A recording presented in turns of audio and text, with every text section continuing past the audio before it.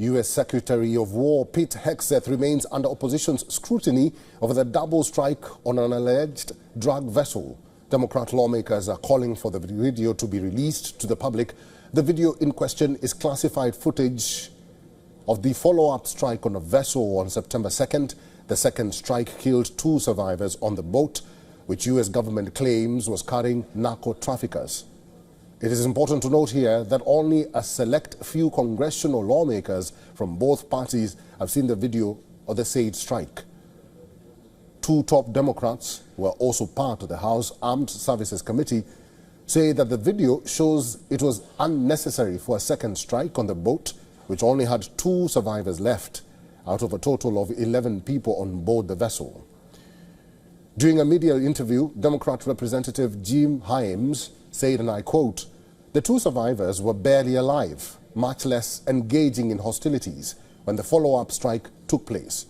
Democrats and critics of the Trump administration are questioning if authorities knew the identity of all 11 individuals on board the vessel that the U.S. struck on September 2nd. Questions are also being raised on the administration's powers to carry out such strikes and what rules of conflict say about attacking injured combatants.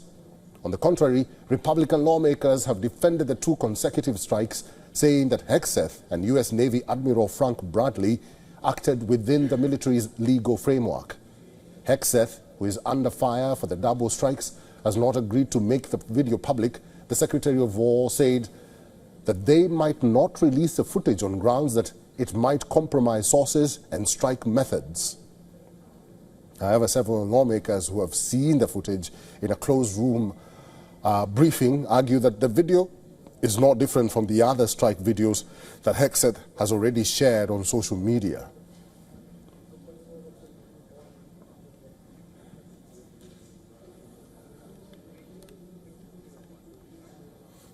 And joining us from New York is our correspondent Susan Teherani. Susan Teherani, it's good to see you. I know there's a lot of pressure on the Secretary of War, Pete Hegseth, but there are critics who are asking, does he even know that war crimes exist? I know this is the debate that is raging in America right now.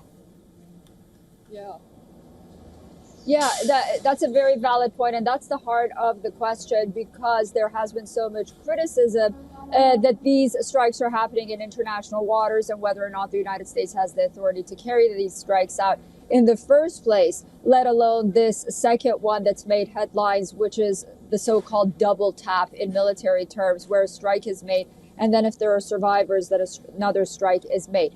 What I found very fascinating was the completely different accounts, as you mentioned, from the Republicans and Democrats who saw this video coming out of that private briefing. Republicans say that they were still, it's clear that these individuals that were struck and killed were still in contact with other narcotic organizations and their main organization, and they still had drugs on them. What the Democrats saw were 2 survivors, unarmed, struggling to save their own lives and sort of latching onto a boat. Nonetheless, I think it's also very interesting. At the heart of the matter is President Trump last week was asked during a cabinet meeting if he would agree to release this video. He said he supports the releasing of the video. So it is really the Secretary of War, Pete Hegseth, who seems to be resistant. He hasn't said no, but as you mentioned, he may not want to release it. And he said that we have to be, quote unquote, responsible about it. But nonetheless, the story, Eric, isn't going anywhere. I think the American public is going to want to see that video to make that decision for themselves. And the decision that the American public makes, the public opinion, and then, of course, what Congress makes, whether Democrats or Republicans, that's really going to drive forward how the military deals with the so-called narco-terrorists moving forward in international waters. Mm-hmm. It seems like Pete Hegseth is really under immense fire as we speak. Susan Teherani, thank you.